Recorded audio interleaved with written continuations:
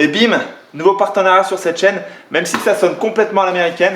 BIM Énergie est une entreprise française dont l'objectif est d'aider les gens à reprendre le contrôle de leur consommation d'énergie en leur permettant de produire une électricité verte et peu coûteuse eux-mêmes. Et ça, c'est classe. Merde, t'es fragile. Non mais ça va, c'est costaud, c'est bien emballé. Avec le kit solaire BIM, tu peux installer toi-même en moins d'une heure 4 panneaux qui se fixent au sol ou au mur et brancher ça à une prise classique. Et tu peux suivre grâce à l'application mobile ta production en temps réel, mais aussi l'économie en termes d'argent. Et 250 € d'économiser sur ta facture annuelle, c'est pas rien. L'investissement est amorti en moins de 3 ans. Et il y a un truc qui m'a bluffé, c'est la facilité d'installation. C'est léger, c'est facile, c'est modulable. Et en plus, regarde, hop, à une main. Tu les inclines parce que l'hiver, le soleil il est moins haut dans le ciel. Là, tout l'hiver, à cause du soleil, elle est au ras de la montagne, bam bam bam bam bam. Donc je pourrais les incliner si je veux un maximum de rendement, mais je peux aussi les mettre verticales si je veux profiter du balcon, de tout l'espace. Tu peux même installer plusieurs kits en série, tu peux mettre tous les panneaux à l'horizontale, tu peux les mettre au sol, tu peux les mettre en carré, tu peux faire des formes comme tu veux, c'est complètement modulable. Et avec ce nouveau modèle, on passe à 420 watts de production. J'adore enlever les fils de protection. J'ai installé ça sous la toiture, c'est pas optimal du tout, mais j'ai pas le choix, j'ai pas de terrain, j'ai pas d'espace. Il vous donne toutes les préconisations d'installation dans un manuel super bien fait, c'est facile. La dernière chose, c'est que BIM est le leader sur les kits solaires et que pour vous, j'ai un petit code promo. C'est Passion Rénov, vous avez 30 € de réduction qui est cumulable avec les autres offres qui sont sur le site. J'ai mis un petit lien dans la description. J'envoie tout de suite l'épisode avec un maximum d'énergie et ça va avancer, c'est moi qui te le dis. L'énergie. Bonjour, dans cet épisode, je vais tout finir cette chambre, placard, plafond, électricité, sol, et je peux te dire que je vais faire ça bien. Non, je vais sûrement pas finir cette chambre parce que ça va me prendre 2 mois, mais je vais faire ça bien quand même, et ça part avec du placo. Ça plaque au part.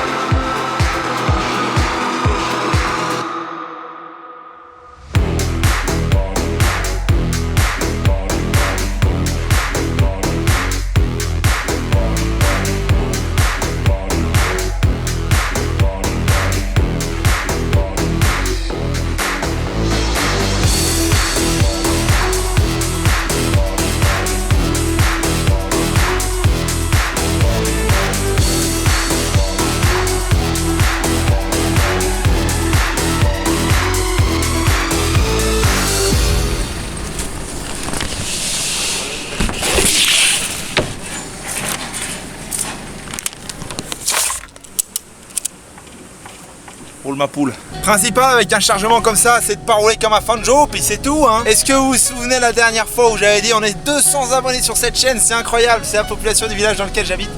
Maintenant on est presque 200 000. Non, 400 000 cet été. Oh là, ça secoue quand même un petit peu là. J'espère que je vais pas perdre le left plug, j'en ai besoin pour 2 jours. Et j'ai pas mis de caution.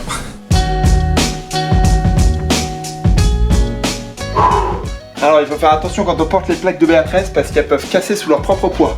Elles sont flexibles, mais si tu la prends d'une extrémité à l'autre, bim, elles cassent. Bon après quand t'es tout seul, tu peux pas la prendre d'une extrémité à l'autre parce que les bras ils sont pas assez grands. Je finis la dernière partie de la cloison verticale avec les 2,60 normales et après je vous explique comment on fait pour le plafond parce que c'est assez intéressant. Je spoil pas, ça va arriver dans 2 minutes. Oh tu patientes s'il te plaît.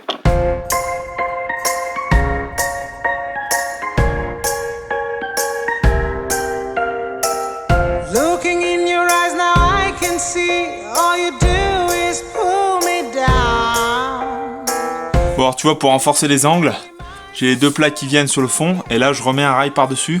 Comme ça tu peux t'appuyer à l'intérieur, à l'extérieur et le rail il est vissé en travers jusqu'à celui qui est derrière et là c'est solide, ça bouge plus quoi. En sandwich et là alors ça renforce longitudinalement, horizontalement, dans tous les sens, cloison légère mais solide.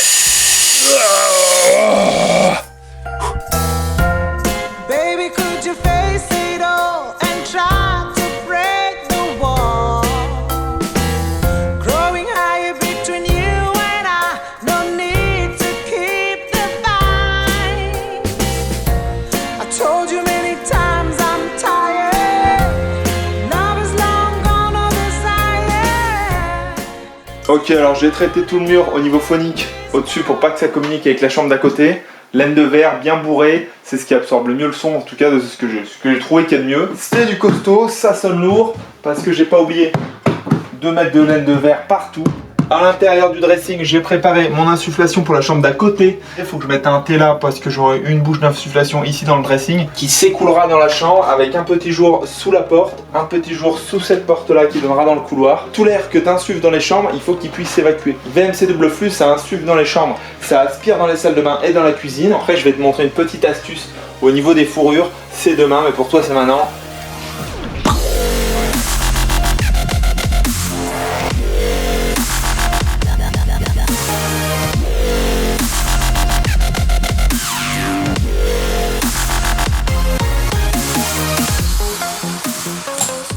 Technique passion rénovation pour désolidariser le plafond. Je prends de la bande périphérique bleue là, qui est censée faire le contour des dalles, des chapes et tout ça. Et je la scotche sur les fourrures. Ça permet d'avoir un petit amorti, un petit coussin. J'avais déjà fait ça dans mon premier appartement parce qu'il y avait des gens qui habitaient au-dessus et il me fallait vraiment la meilleure acoustique possible. On a gagné à peu près 12 décibels, des chiffres sortis de ma tête. Je sais pas si ça marche, mais c'est pas breveté. Donc vous pouvez l'utiliser si vous voulez. Ça coûte pas cher et ça mange pas de pain. Pour la suite, je vais mettre encore de la laine de verre phonique, 5 cm au-dessus, histoire que ça fasse pas caisse de résonance, comme avec le plafond en plâtre d'avant.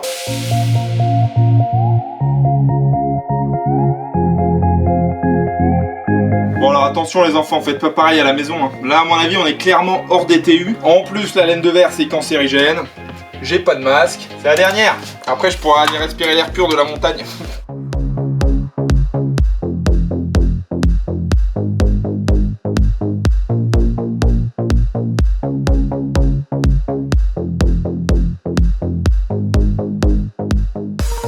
Je sais que d'habitude je suis créatif sur cette chaîne pour éviter d'utiliser des ustensiles un peu trop techniques, mais mettre des plaques au plafond tout seul sans lève-plaque, c'était un peu débile. Donc je loue ça chez mon négociant matériaux du coin, et ça c'est des plaques spéciales qui sont amincies sur les 4 bords. Tu vois le petit rebord là? Comme ça tu peux faire ton joint des 2 côtés de la plaque. Et j'utilise des vis en 35, comme j'ai rajouté un petit peu d'épaisseur entre la fourrure et la plaque. Une vis toutes les 30, moi je mets 25 pour être sûr que ça bouge pas. C'est du beau boulot, c'est plat.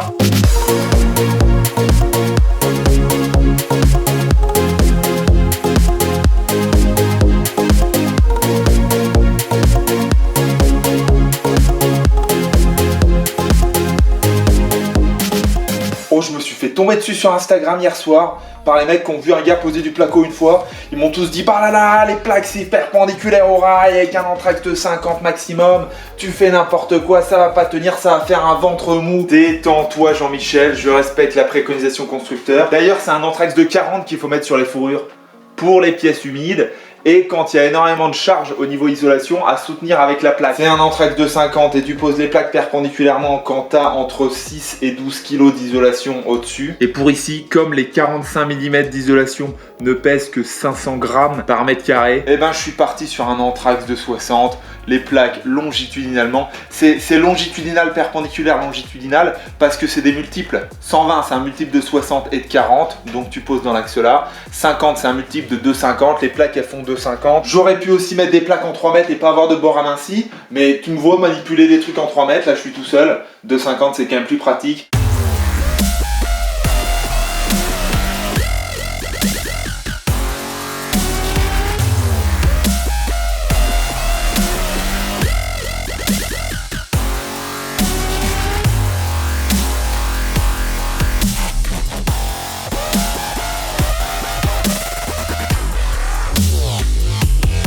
Ok, alors voici le volume qui sera occupé par le lit. Pour le moment, il n'y a pas du tout de choses sur les murs. 2 placards avec que du bois et 2 miroirs de chaque côté. Le reste, j'aimerais un petit peu de déco. Il me reste des chutes de placo. J'ai envie de faire des niches. Pourquoi pas faire une petite niche verticale ici. Ouais, on peut rester centré, hein. Un truc un peu horizontal, un peu joli. Est-ce que je ferais pas un truc un peu stylé en L? En double L? Eh, why not, hein. Oh, je suis en train de réfléchir à des choses sympas, là. Et là, une niche ronde. Non, c'est trop galère à faire. Comme ça, il y a toutes les formes. Construction, c'est parti.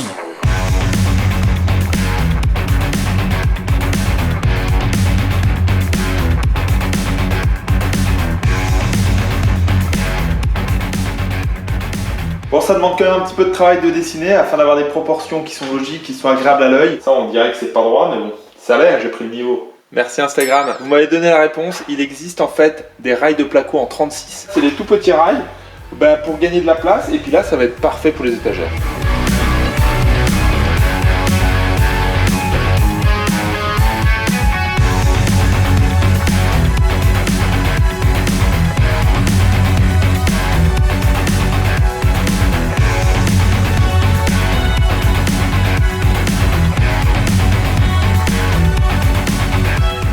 Voilà, c'est ça, ce à quoi je pensais. Alors il faut se méfier, quand on fait ce genre de truc, il y a vite moyen de se planter. Tu poses les rails, tu les alignes, et puis en fait t'as pas pris en compte l'épaisseur du placo, c'est 13 mm, ça décale tout sur la gauche, sur la droite. Pareil pour la profondeur. Je me suis dit bon, je fais 19 cm, ça va être pile poil 19 cm, ça va être génial. Au final il y a 20,3 parce que j'avais pas pris en compte le putain de Béatrice qui vient par-dessus là. Et ça va sûrement faire 20,5 parce qu'avec les cornières que je vais mettre et l'enduit que je vais rappliquer par-dessus.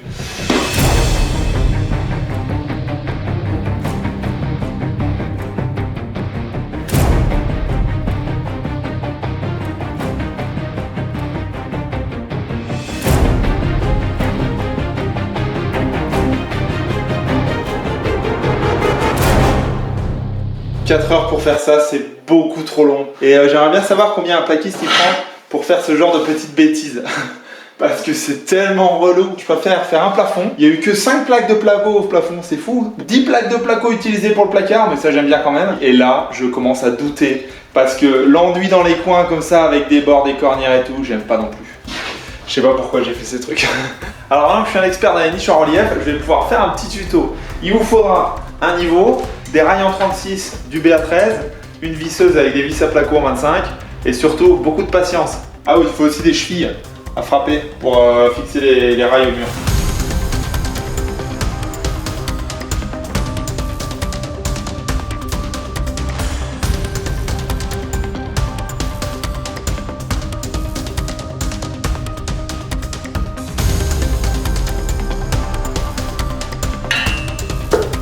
Tu vérifies ton éclairage, on est bien. C'est trop satisfaisant de voir la vis traverser là, regarde. T'as pas besoin d'embout spécial pour vis de placo, ça va tout seul.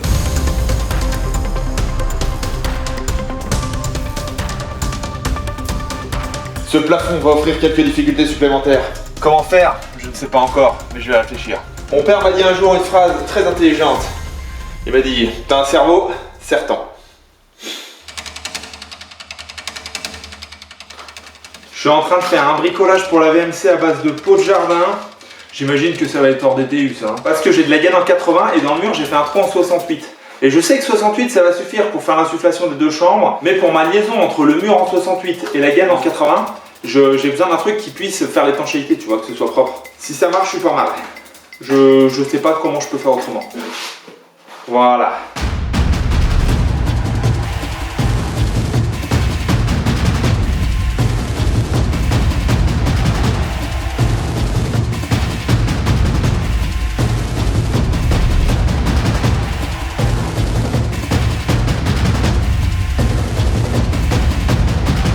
On m'appelle pas Joe la bricole pour rien, hein.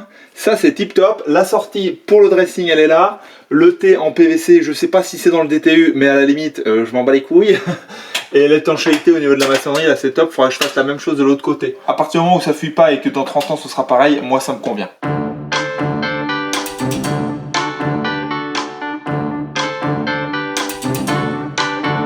You can make me cry, you can hear me moan. I don't give up the fight, my head is hard as stone. The road is tough, but I go till the end. Putain. Bon, je crois que les plaques phoniques, je vais pas en reprendre de sitôt. Hein. Je viens de péter au milieu là, en essayant de casser le bord. Et ben j'ai appuyé et ça a fendu ailleurs. N'importe quoi. J'avais mis le coup de cutter et tout. J'ai remis des vis du coup pour renforcer. Je pense que je vais l'utiliser quand même. Il y a un petit pli au milieu. De toute façon, elle sera revissée après, donc structurellement, il n'y aura pas de problème dans des montants comme ça. Par contre, là, c'est le genre de découpe où si tu l'as réussi du premier coup, tu peux avoir un master direct en prise de mesure. Parce qu'il n'y a aucun mur qui est parallèle à l'autre. Et j'ai des angles intérieurs, extérieurs. 144, 7. On va dire que la marge d'erreur est suffisante. Je prends un bout de plaque avec un angle droit. Et après, je le cale. Et j'essaie de voir les décalages. Donc là, il y avait 5,2 de décalage à 52. Jusqu'à 60, c'est droit. Et après, On verra bien. I am still alive and I reach the end. I'm on my way. Yeah. J'avais oublié la laine de verre, pas fou le type, je l'ai refait. Tu crois que le placo c'est fini et que je vais pouvoir passer à l'enduit? Eh ben non, parce qu'il me reste les deux petites niches, le plafond des placards. Et là, je vais peut-être faire des étagères en placo. C'est long, hein, mais dites-vous que c'est quand même moins long pour vous. Parce que ça fait 4 jours que je fais du placo non-stop. 5, ouais, 6, 7. Putain, le jardin il est beau, mais si je passe pas 1 heure tous les 2 jours, c'est Bagdad. Carottes, on va avoir des oignons, des échalotes. Alors ça, c'est mes petites betteraves. J'espère que cette année, le cerf, il va pas venir à l'automne tout me les bouffer. Parce que là, elles font déjà des petites pommes. On est au mois de juin. Enfin, les betteraves ne font pas des pommes, mais...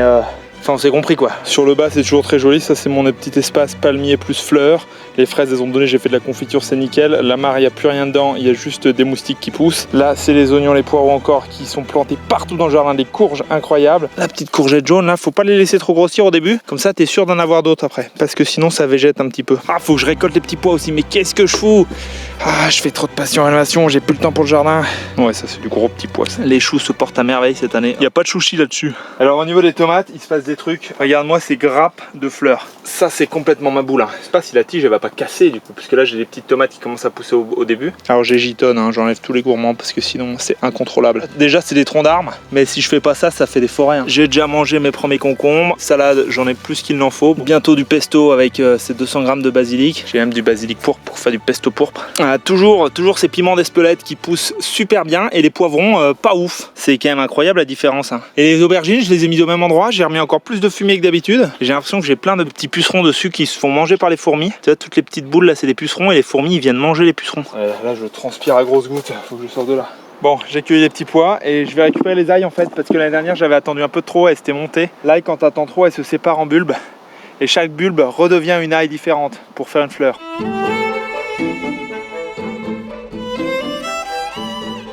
Ce qu'il y a de cool avec les ailles, c'est qu'elles se laissent faire quand tu les déshabilles. Et arrêtez de me dire qu'on dit les os. Imagine, je les pose quelque part et j'oublie où elles sont. Je vais dire quoi? Oh, j'ai perdu les os. Non. Et si vous en voulez des belles comme ça, il faut les planter à l'automne ou au printemps très tôt, genre mars, février, mars. Ça passe l'hiver dehors. Hein.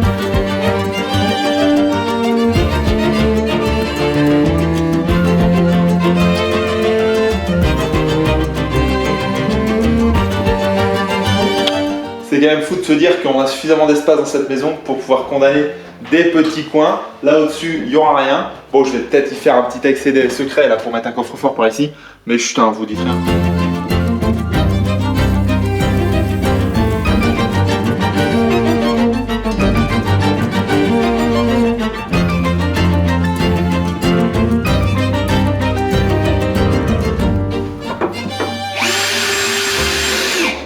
Dernier petit bout de plaque de placo à visser. Allez! Merde, je suis mis dans le trou. J'ai fait une petite étagère au final. Ça présente plutôt bien. Ça va être pas facile à enduire, mais ça c'est après, c'est pas grave. Alors pour les contours de la fenêtre, il y avait déjà du comprimand et du silicone. Mais pour l'isolation et l'étanchéité... Non! J'en ai mis trop!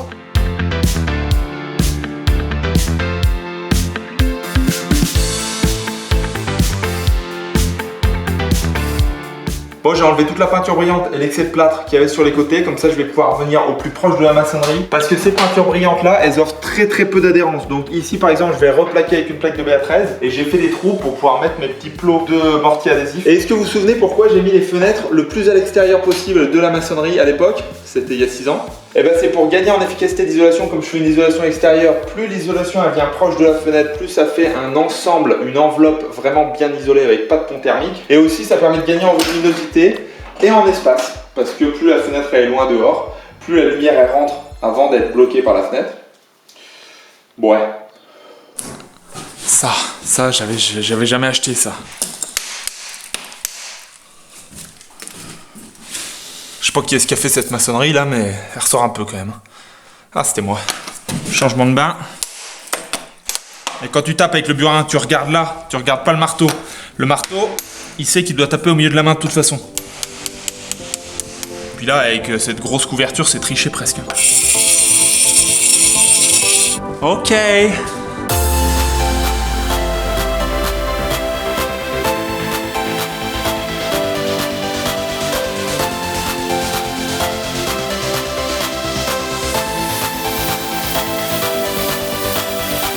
Si vous aussi vous trouvez complètement aberrant qu'ils jettent toutes ces chutes de BA13 alors que ça pourrait servir à tous ceux qui rénovent leur maison, ah là là, mettez-le dans les commentaires, peut-être il changera d'avis. Faux.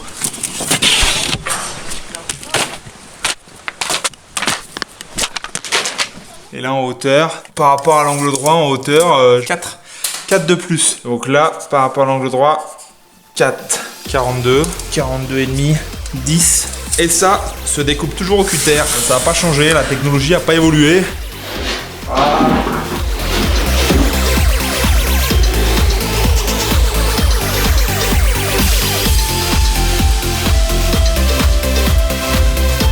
Alors pour les nouveaux sur la chaîne, ça c'est un petit mortier adhésif. Ça fait longtemps que j'en ai pas fait. Il faut qu'il soit quand même un peu épais, sinon ça colle pas. Et puis c'est ça qui va... Ouais, il est presque un peu mou encore là, tu vois. Et là, comme c'est du plâtre au mur, pour qu'il y ait une bonne adhérence et qu'il sèche pas trop vite, tu vois, bah je mouille le plâtre.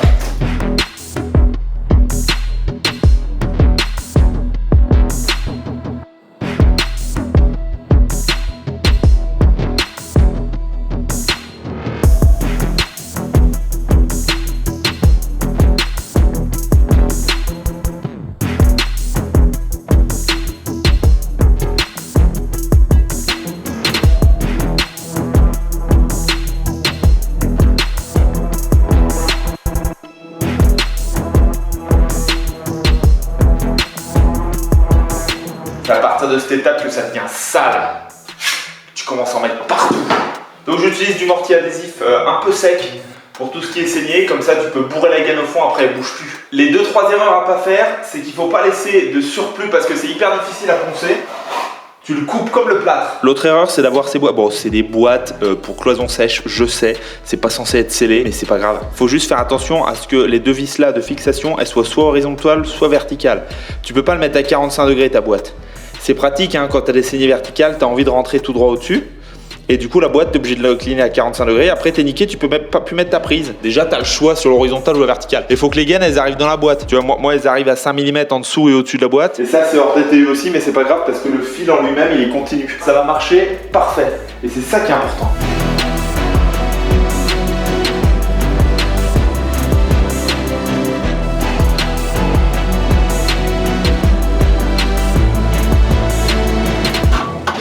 Nettoyage des outils sans attendre, c'est la troisième erreur à pas faire.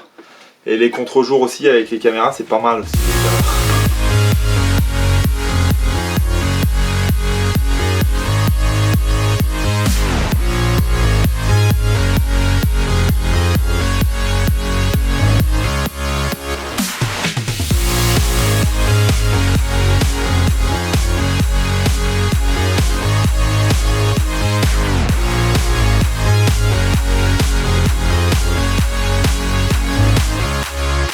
Ça, c'était la première étape, de la première étape, avant que la chambre soit finie.